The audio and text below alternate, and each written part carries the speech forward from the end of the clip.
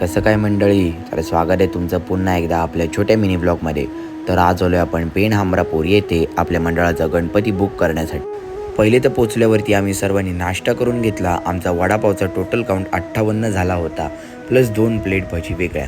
So सर्व पोरांनी नाश्ता केला व आम्ही तिकडून पुढे निघालो आपल्या गणपती बाप्पा बघण्यासाठी. सर्व पोरांनी नाश्ता केला आणि आम्ही रेल्वे ट्रॅक क्रॉस करून अथर्व आर्ट्स हमरापूर येथे गेलो. अथर्व आर्ट्समध्ये प्रत्येक मूर्तीवरती एकदम डिटेल वर्क केलं होतं. भले ती मूर्ती छोटी असो या मोठी, मूर्ती एकदम सुबक दिसत होती. आपल्याला तिकडे लहान मूर्त्यांपासून ते मोठ्या मूर्त्यांपर्यंत ऑर्डर देऊन मूर्ती बनवून मिळते. नक्कीच तुम्ही बघू शकता, मूर्त्यांवरती खरंच खूप अप्रतिम काम केलं होतं.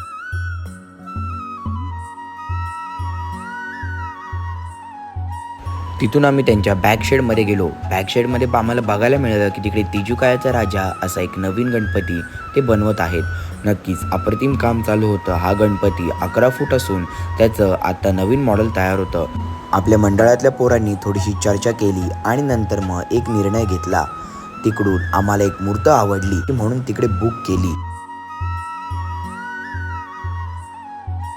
तुम्ही बघू शकता, साहिल भगत म्हणजे ते आपल्या कारखान्याचे ओनर आणि आपले अध्यक्ष संतोषजी फराड दोघं जण थोडीशी डिस्कशन करत होते.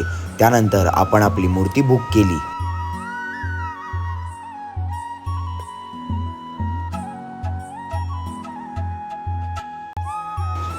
हे तुम्ही बघू शकता आपले फोटो अध्यक्ष आणि मूर्तिकाराचे.